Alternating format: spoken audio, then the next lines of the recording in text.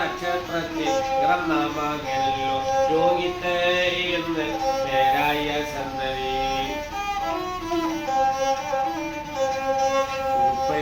ദേവിയുടെ തിരുനട കല്ലിൽ സർപ്പാഗണങ്ങളുടെ തിരുനടയിൽ കാണിച്ചു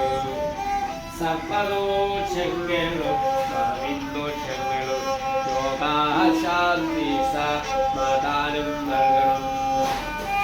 വല്ലഭ പ്രിയതമ്മെ ശാന്തി